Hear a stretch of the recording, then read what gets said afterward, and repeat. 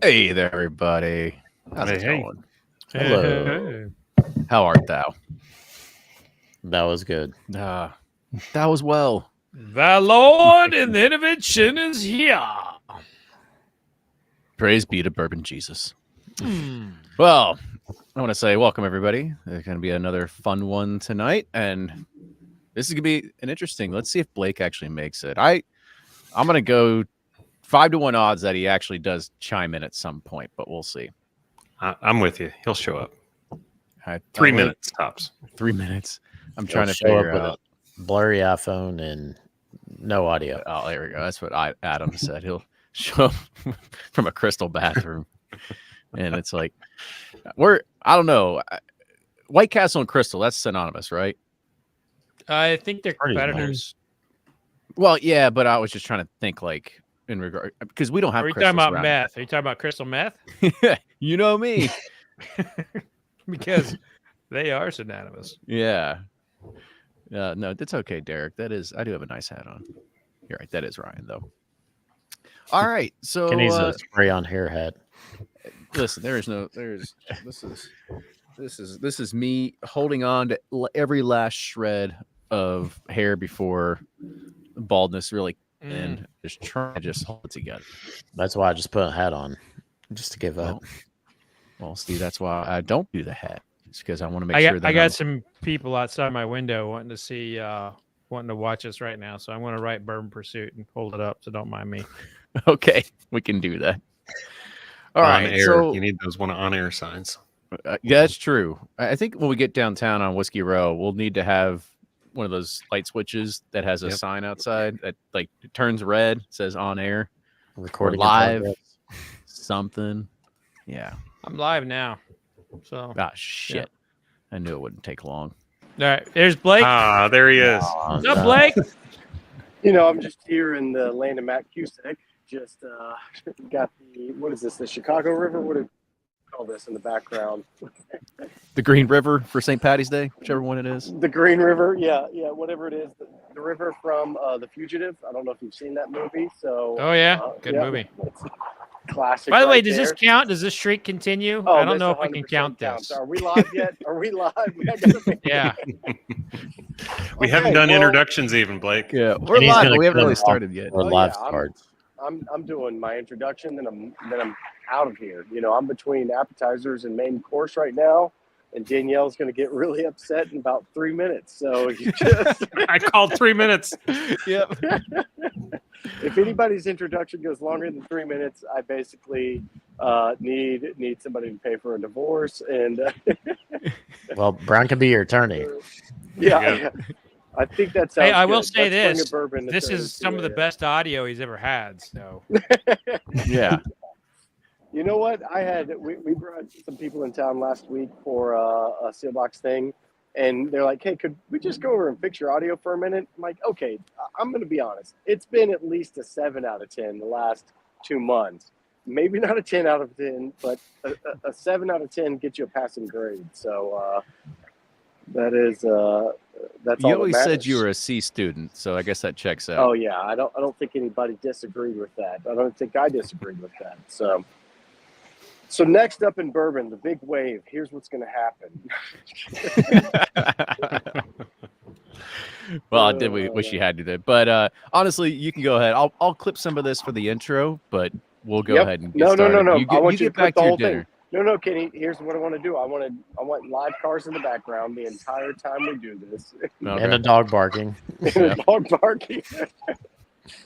Oh man! All right, y'all want to tour Chicago real quick before I jump off? I No. guess why not? Let's go and see. I, What are you working with? Here we go. I mean, oh, that's nice. That's pretty. Is that a body? Is that a body over there? Yeah.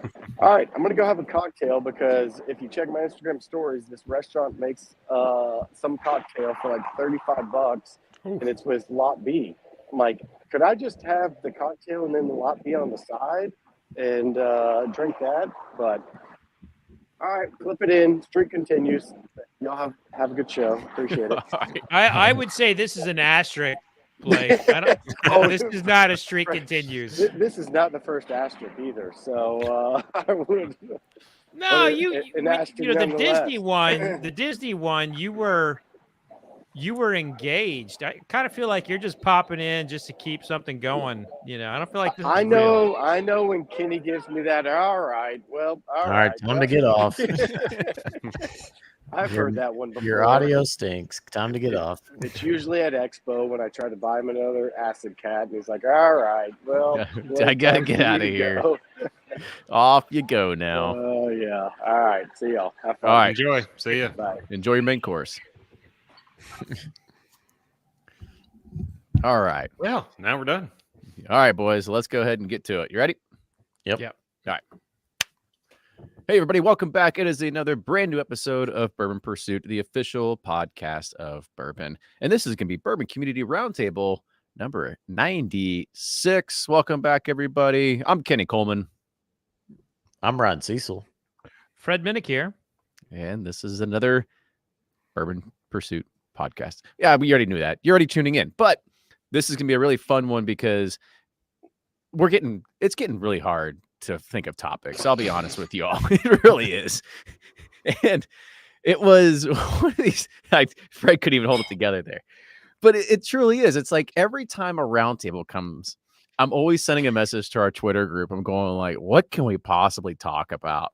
And thankfully, the folks from Breaking Bourbon are continually putting out such great content that it's taken a lot of the pressure off me of actually having to think. And so now we get to talk about what is going to be in the next era of bourbon. And that's, again, thanks to our good buddies over at Breaking Bourbon, and namely over to Eric. And let me go ahead and I'll take a pause, quick second, and let you all introduce yourselves. Eric, go first. All right. Thanks for having us, or having me again on the show, guys. I'm Eric from Breaking Bourbon, and I'm happy to bring this topic to us tonight. It's something I wrote, and really looking forward to having hearing what you guys have to expand on what I basically started with the article. But absolutely, and Brian. Yeah, thanks for having me, Eric. Great article. I liked the digging into the longer form. Brian with Sipping Corn Bourbon Justice, but you all know that too. Let's jump in. Sure. We all know lawyers like long form. Hey, not just lawyers. He's an author too. You'll never give Brian enough love for being an author. But Ryan's onto something about long form paying the bills. I mean, what if you charge by the page? You get more, It's right? true. That's right. But aren't you a litigator? Like you're not sitting down writing. You're like interrogating people. I write. Well, we do some of that, but I write so much every day. I mean, He's a copy and paster. It is not LA law. It is sitting at a desk writing. That's LA law. I just showed everybody how old I am, but that's right. Well, I actually like somebody in here wrote that I'm reading an article about AI coming in usage in whiskey production. I'm sure AI is going to have a lot of stuff that's going to change in the lawyer world too. So it's going to take out all that heavy stuff of burden on writing. You can have whatever your LexisNexis engine go write it for you. That's not here yet, but it's coming. And the scary thing is that it hallucinates cases that don't exist. And some people have gotten caught filing briefs that AI helped prepare with citing cases that don't exist. So that's kind of sanctionable. So it's, let's say, frowned upon. Well, give it a few more years. You'll come around. A couple months. Yeah. Maybe on Judge Judy first. Yeah, there you go. Well, just think about it. There's going to be an AI bourbon podcast one day. You know it. It's going to happen. Oh, it's not going to be hard. Why do that when we can just take all of our voices, we feed it to an engine, give it the topic, and let it just create the podcast for us. I promise that it'll make even our lives that we try to figure out right now, it's kind of difficult of topics, and then making even more difficult because we have to go back and tell it what it got wrong. It's definitely destroyed my world. The writers out there. We've been suing to protect our rights for since the dawn of Google Books, really.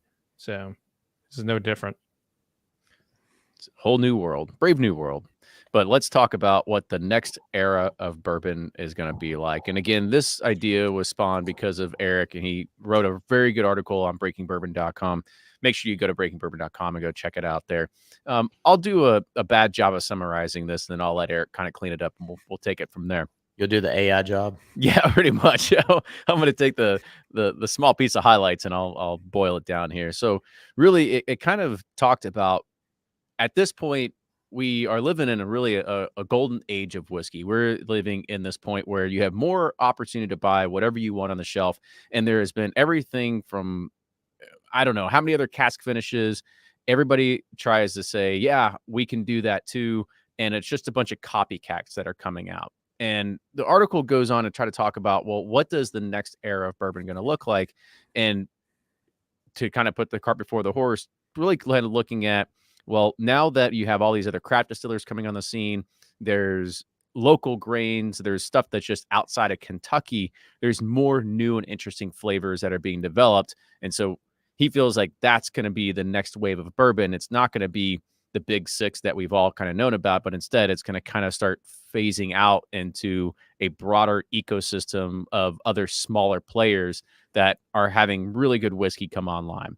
Now, before we kind of go that far, I kind of want to start at the very beginning here, because I know we've talked about it, and Ryan has pondered this with me a million times when we sit here in our offices trying to figure out what are we going to do next.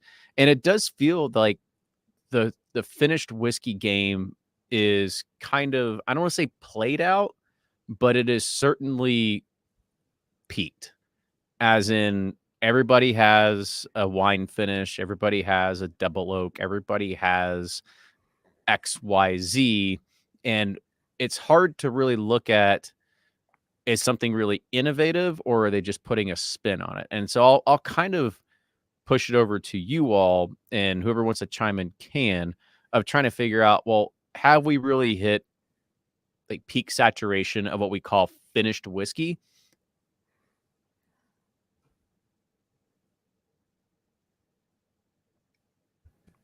Don't go I'll all go. one. That's Eric, right? Yeah. Right. I mean, All we right, got to I'll leave go. with Eric on this one.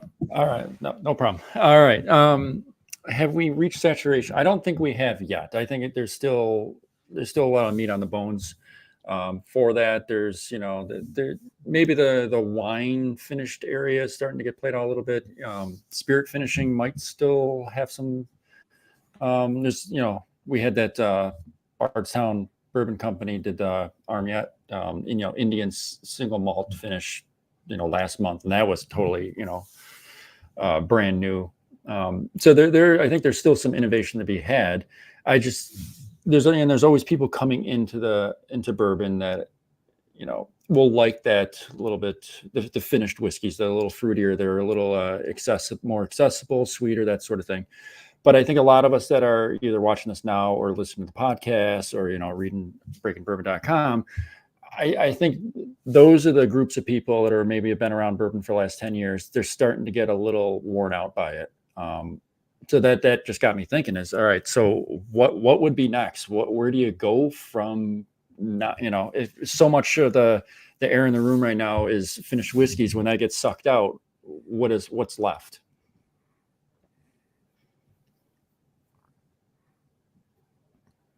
Yeah, it's a good point. And like Kenny said, we talk about all the time. It's like what finished hasn't been done, what can be done.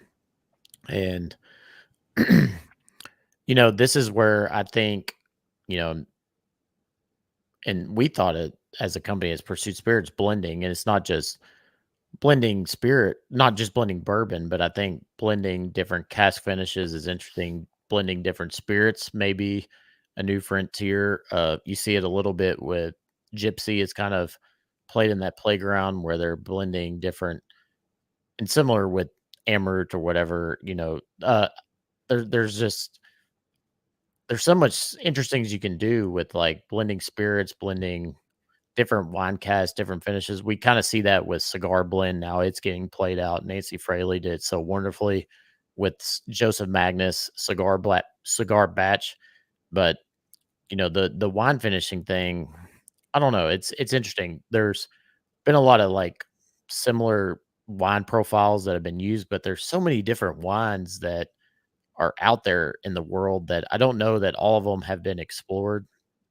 So that could be a possibility. But like, I'm so glad Amberana's starting to die down. I don't see as many TTB filings with it. But I don't know. It's wine finishing. It's, I think it works really well with rye whiskey, but I don't necessarily love wine finishes with bourbon. I do like the spirit finish category, but there's still, I feel like, a whole playground that hasn't been explored yet with, because I've always thought like, okay, you're already finishing with the cask that's been produced this spirit. What if you play with the spirit instead of putting it in the barrel? What if you take the actual spirit like Armagnac, rum, cognac, you name it, and actually start blending it with bourbon?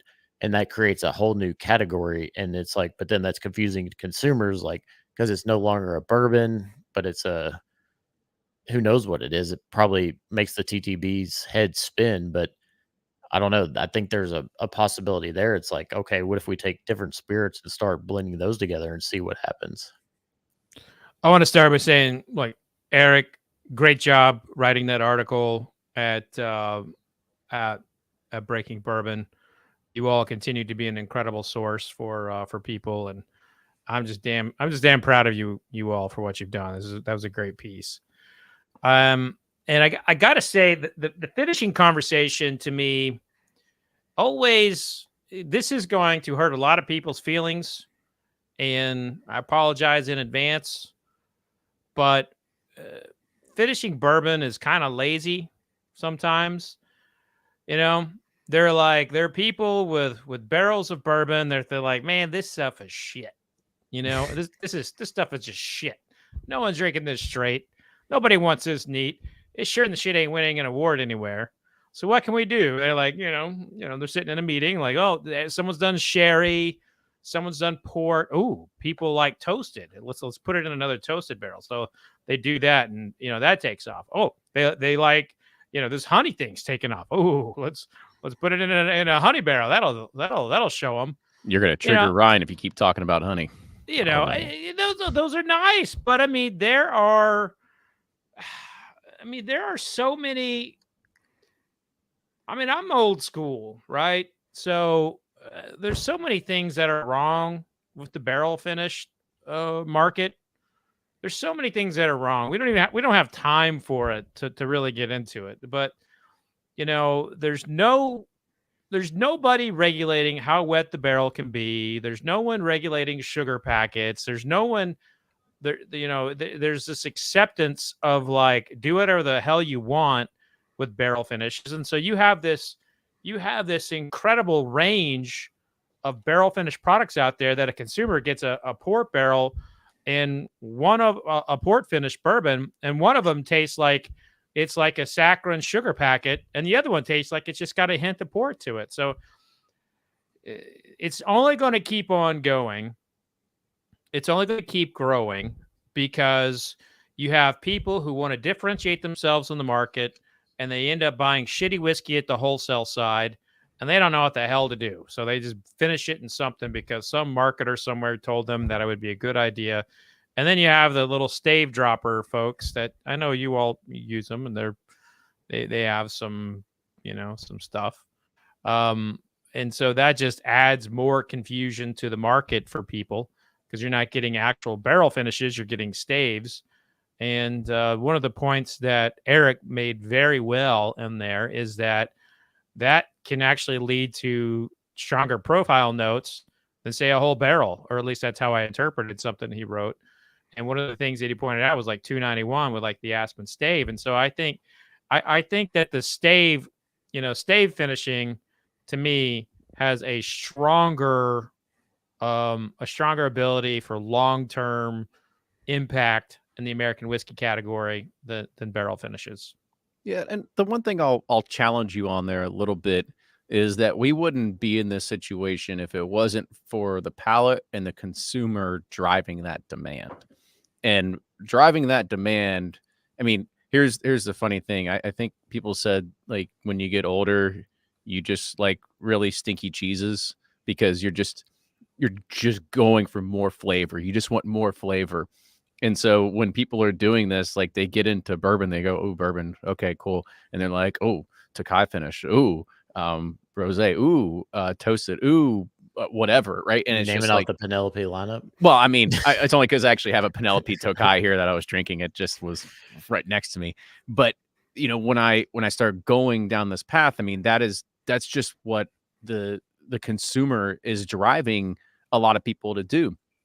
I hate to say it, and it sounds bad, Fred. Yeah, we all grew up in a time where really, really good bourbon was accessible, and it didn't cost you $250 for a Russell's 15 to come out. The 15-year bourbon was a $75 bottle at best sometimes. And you had really good access to really good whiskey, and those days are gone. And so your ability to capture that new drinker is a lot harder, and so you've got to do it through these other means. And that's why I think you've seen a lot of this sort of take off. And we all love Penelope, and I'll pick on them a little bit, but the reason why you see them going down this whole cask finish route is because they have one product, and that one product, they don't have a bunch. Well, now they do, but when they first started, they didn't have a bunch of different ages. They couldn't have a bunch of different expressions of proofs and a bunch of different labels, but instead they went down, okay, we've got one base bourbon, let's make 19 different products out of it. And when you do that, you now have a wall on the shelf, and so you're able to establish that sort of dominance on the shelf, and you start taking you start capturing the mind of the consumer at that point.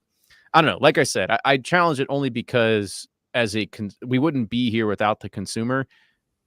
pushing us that way, and everybody is always just looking for the next thing, the next strong flavor component.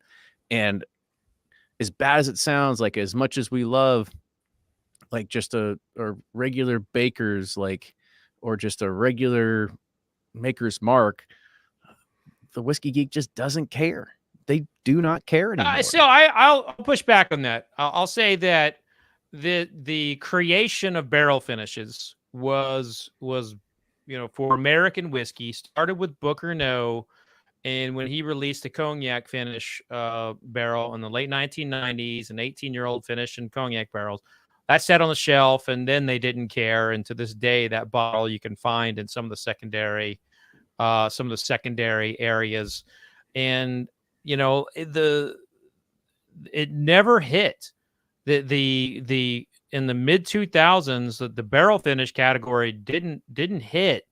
It wasn't until Angel's Envy came out and they had Lincoln Henderson behind it and marketing it and talking about it that it did hit. And it was never, there were never consumers asking for barrel finishes. Like it was always because the craft distillers were trying to differentiate themselves, or someone was trying to differentiate themselves, or frankly, someone was trying to save some really bad whiskey that they bought. That's a case of a lot of it. And we've all had bad brokered whiskey. And we're like, how do you fix that? Like if I had a brand and I tasted some of the old moldy Heaven Hill or Barton stuff that ended up out in the source market between 2004 and 2010, hell yeah, I'd finish that in a port or sherry cask. It saves you from tasting the flavor of pickled mold or something. But my point is like consumers only want what the distillers give them. And there's been a handful of barrel finished products that go, kind of transcend the moment. And, one of those was Michter's Toasted. Another one was Nelson's Greenbrier's Honey Cask. How many of those are out there? A lot of people went to the Amburana. Everybody that I know with a halfway decent palate said that was just like, get this shit the fuck away from me. No, Ryan, Kenny, I don't know anyone. No one in my circle's like that. And so, well, Blake's a retailer. You can't count retailers. You can pick on Blake. He's not here. Yeah. But in all seriousness, retailers, like, you got to be careful with them. They like what sells, not necessarily. Anyway, my point to that is there have not been many barrel finished products that have pushed the envelope and transcended the American whiskey category, like, say, a cask strength rye did in 2008 to 2017. Where we are right now. Angel's Envy has, for sure. Angel's Envy is the one, that started this craze. So absolutely. Totally. Right. Yeah. I mean, their timing was right. So, I mean, what I'm really seeing is Angel's Envy coming on, but it's not that the consumers didn't want it or we didn't know we wanted it or whatever else. It's that we were finally getting a critical mass of bourbon enthusiasts, and we got bored, and we had everything else, and we wanted to try something else. Before everyone was expanding their distilleries and expanding their hours, there just wasn't enough. So you've got some of the bad stuff around, and frankly, I've had some good whiskey that has then been finished. So it's probably mostly the bad whiskey that they put in there, that they want to hide something.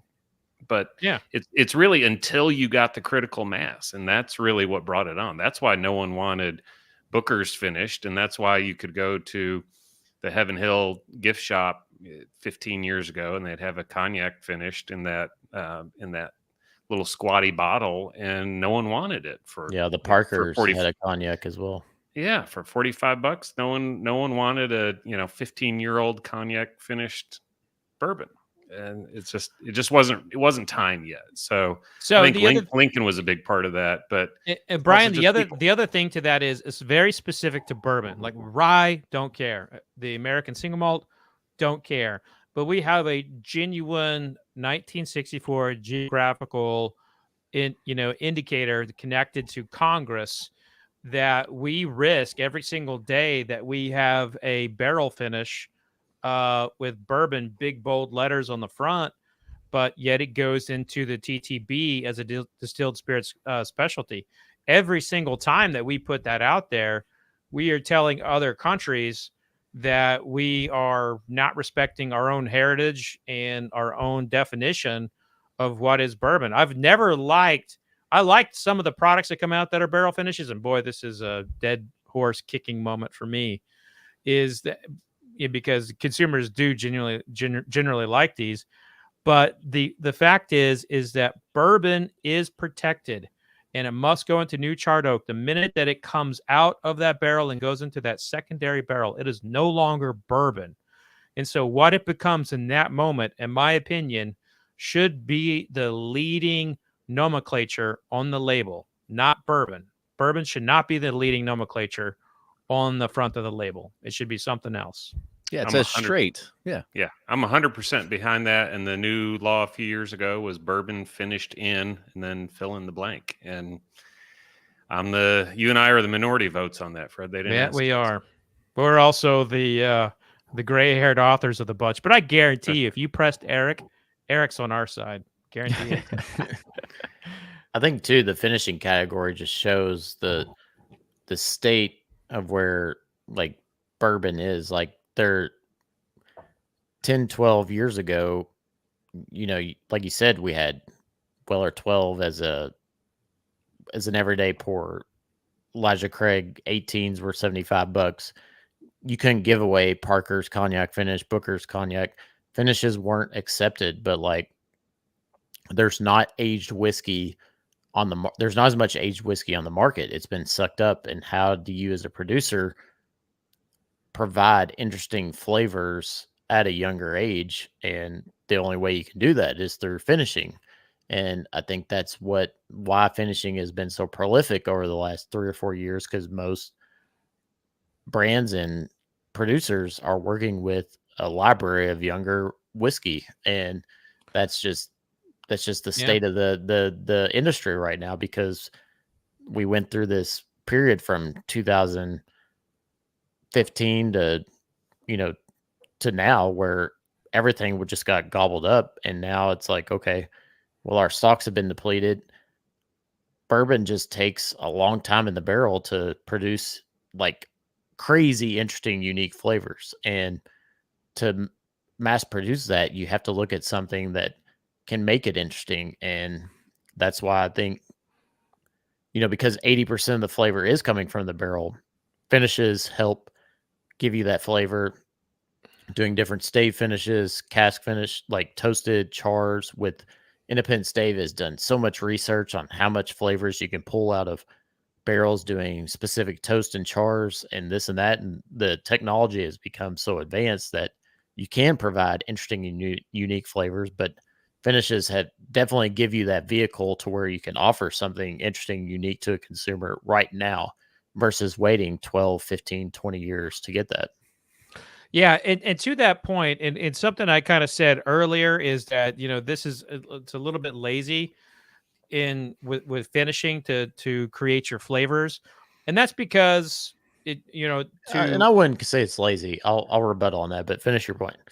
My point is like it's a quick and easy way to get flavor, to do a barrel finish, to go back to the drawing board and choose a different style of grain, to use a Bloody Butcher, to bring in some like oats or bring in some rye that is from your particular market, like the brand in California that Eric cited. I'm a rosin rye. I'm having a cash rye, I think.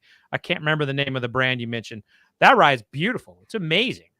And they did something unique. And when I first tasted them at Whiskey Live in 2008, like nobody knew shit about them. Might have been somewhere around there. It may not be 2008, but nobody knew anything about them. But when I tasted them then, I was like, I know you all are going to be great.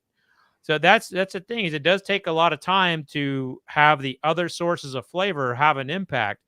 And so if you're like saying like if you weren't doing like cool grains that could yield different flavor profiles or playing around with your yeast 5 years ago, then your only avenue of getting a different flavor profile is a barrel, because you can't wait 5 years for the consumer today. And that's, in some ways, that's just a straight up that this business sucks for you if you're trying to make money, because what you're doing today is for your consumer 5 years from now or 6 years or whenever you bring something out. Yeah, but unfortunately, you can't chase a trend 5 years, right? No, you got to be. That's this business, though. That's this business. Like the people doing the barrel finishes now are trying to catch up to trends of the past. And the truth is like tonight I've been sipping on an American single malt. American single malt, is it ever going to take off here? I don't know. I don't think it is. But that's a place where nobody cares. No one cares about what's happening there in this audience. Anyway, I care, but my point to that is that you sound like a politician. Like nobody cares, but I care. Well, I'm drinking. Gonna make you withhold the rest of your time. No, I'm just kidding. Keep going. I'm drinking it. We did say we were going to get into politics tonight. So yeah, that's right. Anyway, my whole thing is like the barrel finish is a quick fix to what the market might want. But I do think that the longer term play for better flavor, for talking about what is the flavor of the future, is through the grains, it's through the yeast, it's through people who have abilities to do things like trick fermentation, get a little longer out of it, their temperatures on the still, their barrel entry proof, they're off the still proof. Those to me have a much greater impact on the future of the flavor of bourbon than a barrel finish. Barrel finishes, they're here to stay. They're not going anywhere, but they're going to be one of the most inconsistent flavor determinators of the future. I would disagree. I would think your different yeast strands and heirloom grains or whatever different grains, those are all different like variables that you have no idea what's going to work. And too, you have like most of those are going to be on pot still distillation, and you have all these heavy congeners, and then like 5-6 years from now, you're gonna be like, well, this tastes like something interesting, but not necessarily to the palate. That's not necessarily true. There's enough data on the grains that are out there that work. Like there's some people, they know what yeast to use with Bloody Butcher. That's a good example. And you don't even have to have in it. The grains is just one part of it. Yeast, if you're using a champagne yeast and whiskey, you might doing that your first or second batch. You're not doing it on your third. Like you eventually learn, you eventually get your own yeast. Yeast can have an incredible impact. My point to that is that there are old recipes that worked in the 1800s and early 1900s that no one's played around with. You don't see oats used in American whiskey very often, but they were once a flavoring grain, and they yielded a lot of great flavor. They're right now, like, again, everyone's sticking to the barrel. Everyone's trying to go to that. And there's a lot of people who disagree that the barrel is 80%. If you talk to Jim Rutledge, he'll talk about how potent and how powerful his yeast was at Four Roses. And he'll still talk about that. A very long, in-depth conversation. But then why do they wait 8 years to put out a whiskey? Because they need the barrel to do something to that. Well, sure, but with the particular Four Roses, that would be 6 on most of it. The barrel is important, but the yeast is as important. So Ryan, is it like the yeast and the grains and all that? That's like turning an ocean liner, and the barrel finish is you're toasted is the sports car maneuver. I mean, does it change it that quickly? Yeah, you can definitely. I don't know. It depends on what you're starting with in the distillate. I mean, most of these mainstream flavors that are out there mass produced are the cleanest distillate possible, and they rely most of the flavor being developed by the barrel. Four Roses being the outlier, okay, because they have 10 different recipes and whatnot. But the barrel is going to impact most of the flavor, and that somebody can prove me wrong, but from my experience, I feel like, because just from our experience, and we've only been doing this since 2018. I mean, we've had the same exact whiskey put in 4 different cooperages, and I can hands down tell you that one cooperage will produce something amazing at 4 to 5 years versus another cooperage, same exact distillate, made the same exact day, whatever. And the barrel has so much impact that I don't know that necessarily I mean, obviously you have to start with good distillate, but I don't know. To me, the barrel is the big deciding factor in. But you're talking about the flavor. original barrel. You're not talking about the finishing barrel. No, correct. Original and finishing too. Even with finishing, it's like the technology and the data is so on, just from wood staves to barrels to whatever, that you can literally make educated decisions on, like, okay, what levers do I want to pull to get exact flavors now, using just the woods and different toasted chars, that you can really dial in your flavors now, versus just like, obviously you have to have good distillate that's not heavy congener base off a pot still, but with that you can dial in specific flavor profiles like you probably couldn't 10-15 years ago. And to bring up Fred's point about staves, coming back to that, what you said right there, Ryan, reminded me of, like the maker's barrel selection. They know exactly what flavor those staves and they are going to give to you, and they tell you that, and you can taste one that's been finished with those individual staves. And I mean, I think you can kind of turn on a dime for those, and I think that's a great experience. And I mean, are you guys ever going to look at that? Stay finished instead of barrels? I think instead they do. of barrel finished? Yeah, that's what we do now. That's what we do. Yeah. Oh, you don't we've put talked it in a about new barrel. No. We've talked that at length, because it's A, it's a lot more economical. B, it's more sustainable. It's more predictable. We can do small scale testing, and we can know exactly what it's going to do. And for a small company like ours, instead of dumping $3,000 worth of whiskey into another barrel and pray to God something's going to be okay in 6 weeks, right? Yeah, we have a much more educated guess on what we add via staves, and know that this is what it's going to be like in 4 to 6 weeks or 6 to 8 weeks, whatever it's going to be, right? So from a practicality standpoint, and kind of going back to maybe the original part of this subject, was like, maybe the bourbon just starts as a base, right? And then all the finishing just kind of builds from there.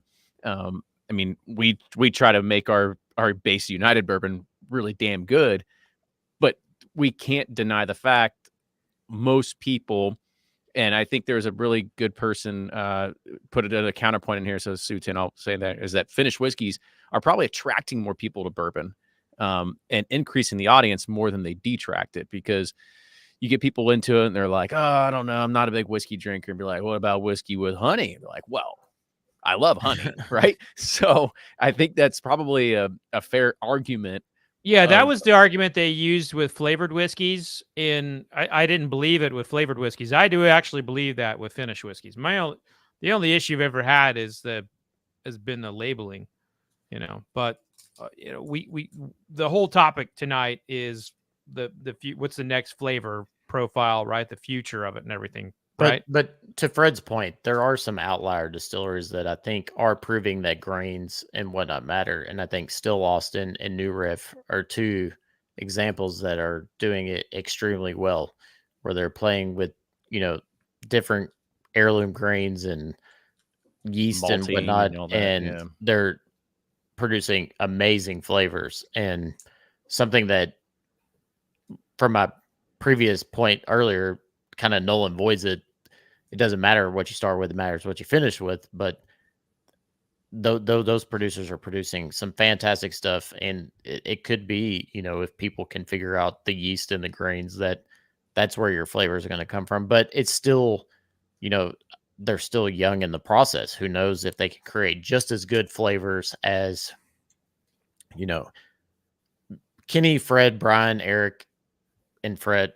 All of us grew up in an era where you could just get incredible whiskeys at $40 a pop, and they were 12, 15 years old. And the barrel was creating that, now there might have been different distillation techniques. I don't think so, but and it's like I don't know that what can recreate that except for time or better research from the wood producers to to dial in those specific wood profiles to where you can produce those flavors consistently versus just waiting on time.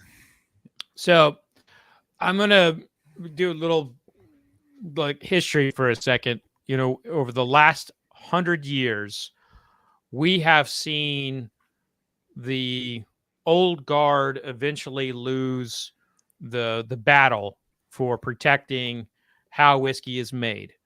And this goes there's only been one time when they actually won, and that was in the 1950s when a distiller tried to change the law of the new charred oak barrel. He actually tried to change it to used barrels so he could save some money. Came very close to winning that, but he lost. In the 1960s, they changed the barrel entry proof from 125 to 110. So about 90% of the whiskey on the shelf today would not be considered bourbon by law of, say, 1958 because everything was going in the barrel at 125. Through that course of time, you had basically everyone trying to make the same thing. And then in the early 1980s, the government basically pulled out all the support of the U.S. government. And the U.S. government used to be inside the distillery to make sure that they weren't doing things like mixing rye and bourbon or screwing up their fermentation. They were essentially an extra consultant by way of ensuring that the government got its fair share of taxes. They were called gaugers. Once they were pulled out, they also changed the labeling laws, and the people who are overseeing the label approval for American whiskey. There was a time where if somebody said they were the best-selling whiskey, they would have to prove it in Washington, D.C., that they were the best-selling whiskey. And in the early 1980s, when they were testifying before the Senate, they stated that the distillers of the time said that people will eventually begin to deceive consumers with what's inside their bottle by their label. They said they would deceive them. That's been proved to be true in the modern time. And as we have lost people like, Booker No, Parker Bean, people who were kind of like old guard that would make sure things were done the right way, we have seen a lot more marketing-centric things come into the actual production of whiskey. And we've seen that as we progress in time, we are going to see a lot more things added that even right now, where we're at right now, where it's okay to barrel finish, where it's okay to add staves, we're going to see things that are not considered flavorings, but they'll be like some kind of like congener additive post-barrel or some kind of filtration system that is technically rapid aging. We're going to see those things come into the market, and people at first will be against it, and then they'll be for it. So my point to all that is that the American whiskey has been down this road before, and every single time the old guard eventually loses. So I basically shut up with that in the way of that I am a loser, like my friend Brian here. Well, thank you for that history lesson, though. That was really good. But let's go ahead. Let's move past this finish, and let's kind of get to the end here. I know I have last point on that. Great. You get 10 seconds. All right. Unfortunately, time's up. The American palate loves sweetness. It's very addicted to sugar, sweet, this and that. And that's where producers have gone, because that's what sells, is a sweet, sugary profile. That's why honey finishes, Amberana, they can relate because, tastes like Cinnamon Toast Crunch. I love Cinnamon Toast Crunch because it's sugary and carb loaded and it makes me feel good. And that's where the American palate has gone to. And that's where producers, it's a business. They're trying to make money. That's where they have gone to, because that's what the American consumer wants. Unfortunately, that's what they want. We want it to be this romantic, like yeast, grains, aging, pure this, that. That's not what that's not what the mass consumer wants. They want this sweet profile, and they don't care what it takes to get there. I'd actually say that, they wanted Pappy 23. They wanted Pappy 15. They wanted Elijah Craig 18 year. And none of those things, those things were sweet and beautiful in their own natural way. And, truthfully, the bourbon industry has tried to chase and alter things to what they think the consumer wants before in the past, and it's failed miserably. When bourbon ceased to believe and or tries to chase in something that it's not, that's when it fails. Light whiskey trying to convert your entire portfolio into something that can compete with vodka, increasing the barrel entry proof, to basically avoid some particular taxations and extend your cases. These are all things that the industry has done before. And even going back into the 1800s, and when they would, try to add grains to historic recipes and ended up going to court over it, all the way, to the Court of Appeals, and sometimes, read by the Supreme Court. These are all things that bourbon has done before, and you just have new people in the same positions making similar decisions across the entire industry. I'm going to shut up now. There we go. All Me right. too. I'll shut up too, Fred. Please, both of you concede your time for the rest of it. But Kenny, I have something. Just kidding. Yeah, unfortunately, you're gonna have to wait to the next segment here. So let's go ahead and let's kind of dive into this. And Eric, I kind of want you to chime in because you were the author that kind of really spawned this. And so, kind of give your synopsis and your thought of where you see the new era of bourbon heading.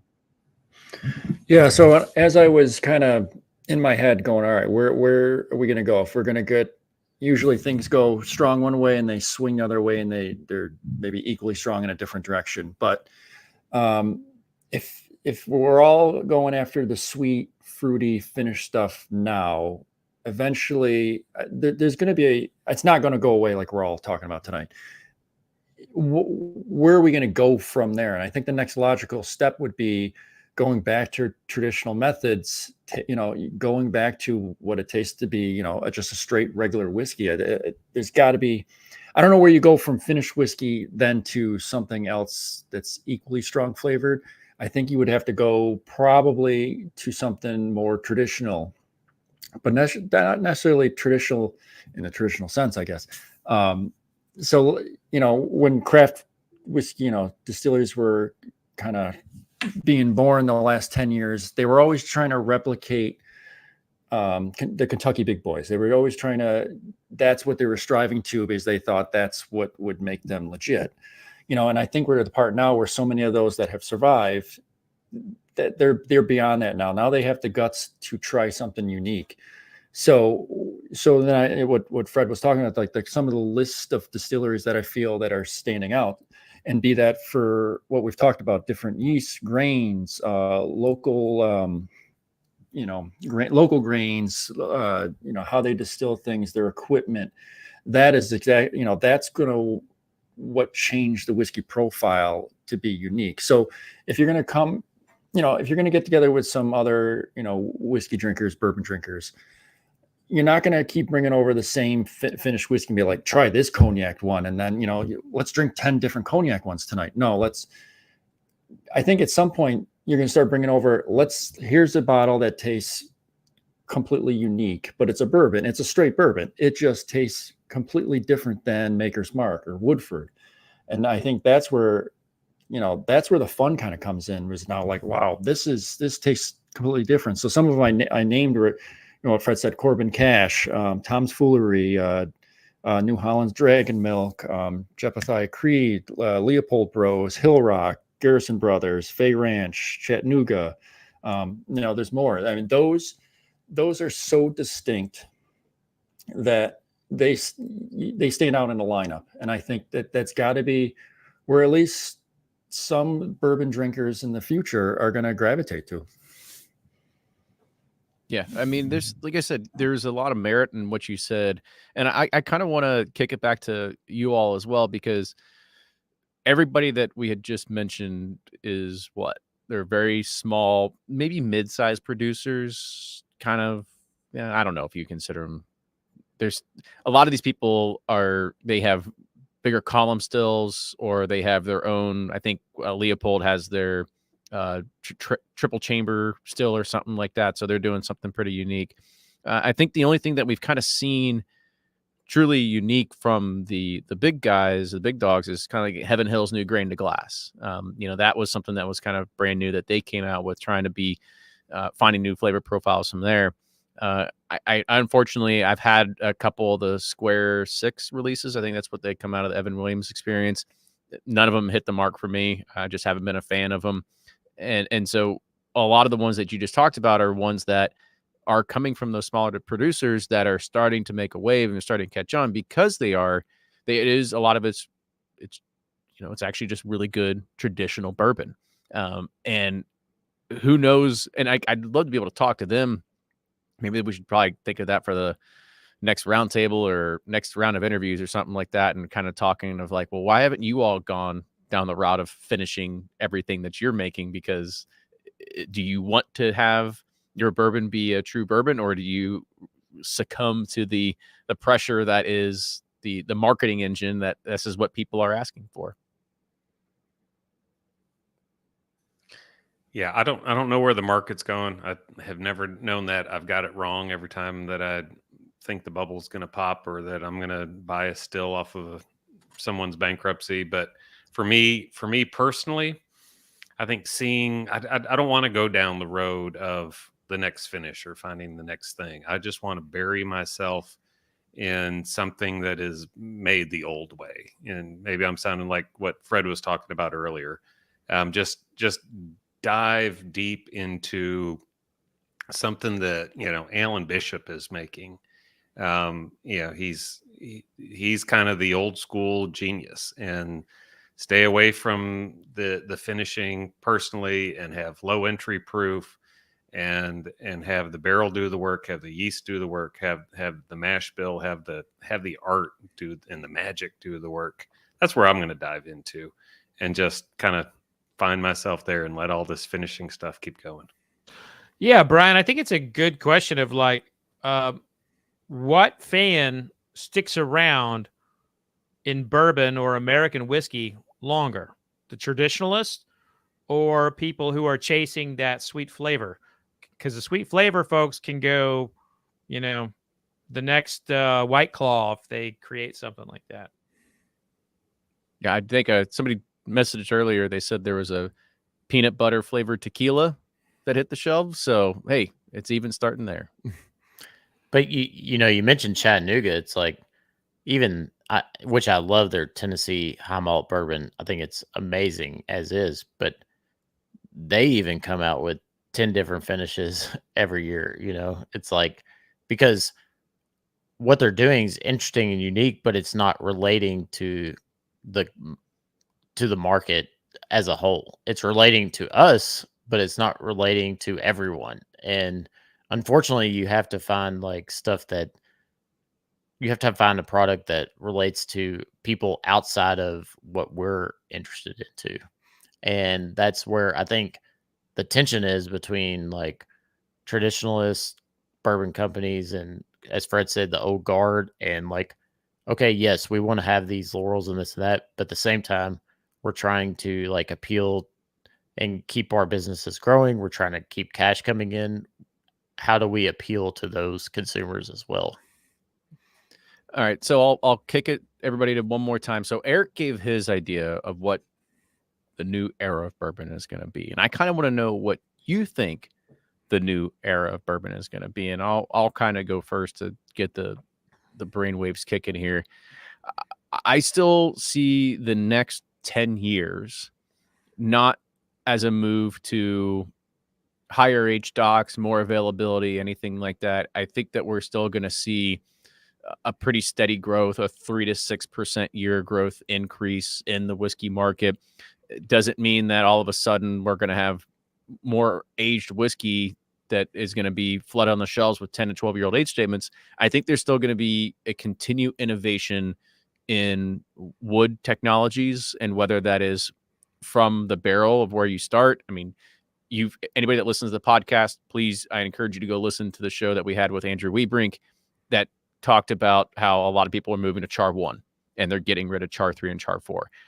You look at these studies that are coming out, and I think that's going to be, how do we not rapid age, but how do we create a better whiskey at a younger age, because we don't have the ability to wait that much longer. And so I think we're still going to see a lot more innovation that's going to happen on the wood side versus waiting for more age to come about.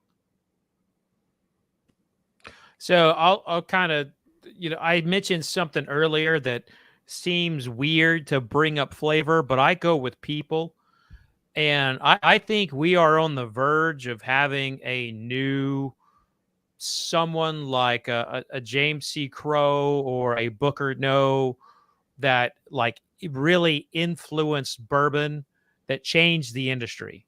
I really think we're on the verge of that. And I know he is. There's a couple of them. They're young. They're out there playing around. They're making great whiskey, and some of them have moved off. Like Caleb Kilburn has started their own distilleries. Caleb moved away from Kentucky Peerless and is starting Eastern Light Distilling Company.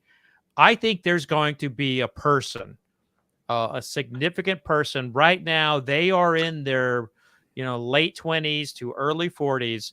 And I think they're going to do something that changes this entire conversation.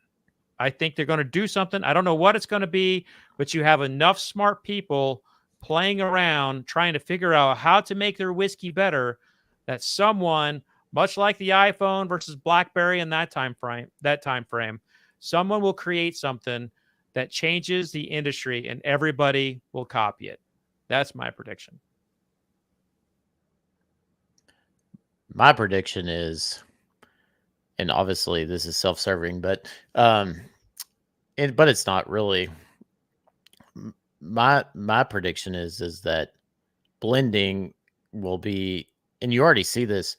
Why? I mean, obviously, if the distillation is so important, then why do 50 brands hire Nancy Fraley to be their master blender?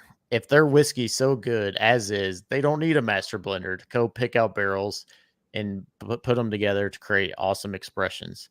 I think you're going to find, like Scotch, like Armagnac, brandy, rum, tequila, that people that are good at tasting barrels and can pick barrels and put them together to create interesting and unique flavor profiles, whether that's with, you don't need finishing, but I think that's where the future is. And that's where we put all of our, that's where we bet all our future on. And I'm not saying that I'm the person that's going to change history, by no means, but I just look at them like, why are people hiring someone like Nancy Fraley to do everything, part of the process for them? And to me, that seems to be the most important part of the whole process, is that barrel selection, barrel maturation, and blending. And I think that that's the future, because to be honest, most of these mass-produced products are made the same way. There's slight variations in the mash bill, but it's going to take a human to pick those out, find those barrels, put them together to create interesting and unique flavor profiles that's going to stand out in the market from what's out there today. Ryan, I hope you're right, and I hope I'm wrong. I would love that to be the new era.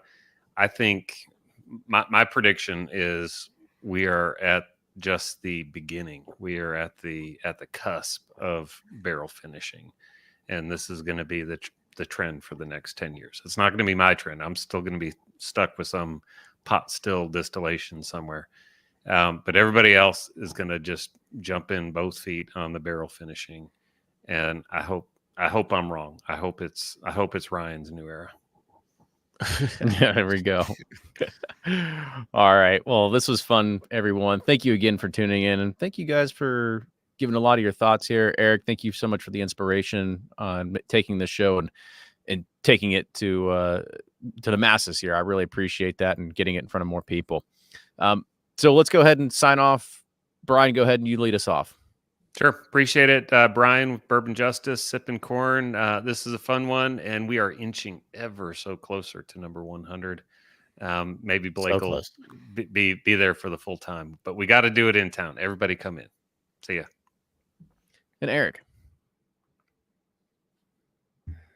All right, guys. Thanks again for inviting me on and Breaking Bourbon in general, and taking my topic and article and run with it for an hour. It's great to hear all you guys kind of expand on it, and it was interesting to see where we went. But yeah, and hopefully when we hit the 100 there, possibly we've talked about it too. Maybe all three of us from Breaking Bourbon will be on if it's not too many people, but we'll see. We'll see what happens. I think we can make it happen. You all deserve it. You earned it at this point. And then again, everybody on here, make sure you follow Bourbon Pursuit, follow these guys as well. Follow Fred Minnick on all the social channels. And if you like what you hear, make sure you share it with a friend. But with that, cheers, everybody. We'll see you next time. Vodka sucks. Cheers. I agree. It sucks. Toodles. All right. Eric, you inspired us. Oh, it was great. Thanks, guys. That was a good debate. Yeah, you guys all do have to come in for 100. Seriously, you got to find. We've talked about it. Yeah. When is 100? When will that fall? The 100th. It's in November or December. I think it is. That's deadline time for me. We can do it. See. It will be on November. I'm sorry. Yeah, November 11th. Dude, we'll be recording election day. Yeah, we're not recording on that day. Okay, then we can do it on. Wait, I thought we usually do on election Mondays, right? coverage. That's Veterans Day, man. No. November 4th. No, November 5th is election day. Yeah, November 11th is Veterans Day. Veterans Day. Yeah. There you go. I don't do anything on that day. Yeah, you do. I do, but I don't like work. You know, I don't do stuff like that. Well, it's either that or you got to do it on November 4th. Or we're doing it on I'd rather November do it 10th. on Election Day. That'd be kind of fun, actually. I mean, Election Eve. I guess we could. What about November 18th? What's well, because that's and you're killing my timeline. It has to be that week or the week beforehand. So everything's got to bow to your timeline. Got it. Yeah, pretty much. Yeah, if you want to keep the cadence of You didn't every know 4 that yet? weeks, that's how this works. Look, I mean, we can break it up a little bit for the noted ones, like the 100th. I mean, come on now, Kenny. You can be flexible. Yep. Well, Yeah, we got to make sure everybody's available. Yeah, I've got it on the 11th. That's the one where the calendar entry is, anyways. Mm-hmm. Yeah. And by the way, I don't just go ahead and just put these in the calendar. There's a spreadsheet that just put it all in there, and then it just populates the calendar. Yeah. Okay. You know how this works. There's a spreadsheet, but I have a tradition of not working on Veterans Day, so for reasons that I don't need to get into. But Well, like I said, we can try to do it on November 10th if we want to do it on a Sunday, or we're gonna try to do it a day the week prior. Hey, how about this? Bourbon Crusaders, our event is on November 9th, right? That's right. I'm not doing it at Bourbon Crusaders. Oh, okay. Well, I'm not picking up all the equipment and going. But people are going to be here. You know, breaking can tie into that. And so we can to your do it point on the November 10th, Kenny, if we do 10th, the next day. On the 10th, yeah. Does this podcast really work? That's funny. Yes, Brian, this is a lot of work. He doesn't see all the back end. Yeah, this was fun. And then now I got to download it all. Got to edit it. Got to get it published, ready to go for Thursday. You got to cut out Blake.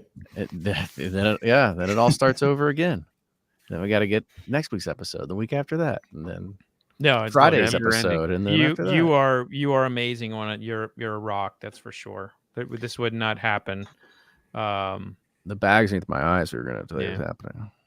I know, I look terrible too. Well, let's go ahead and we'll sign off and get some sleep. Stick around, y'all. I'm going to end the stream and we'll finish our All right. uploads. But thank you, everybody, for tuning in. Appreciate you all doing that, and a lot of good interaction, comments, and everything like that. And we'll see you. Oh, by the way, I guess if you're still around, I'll be in Paducah on Thursday this week presenting at the Paducah Bourbon Society. So if you're a part of there, Sweet. love to see you. And then we got actually a few things coming up. We'll be doing a bottle signing at Total Wine on, when is it? August 2nd, 3rd. August 2nd, 3rd. And then we'll be in Nashville the 30th and 31st of this week. So, or next week. So a lot of things happening. All right. Bye, everybody. Cool. See you. Hold on. You stay around. Yeah, I'm staying. I'm staying.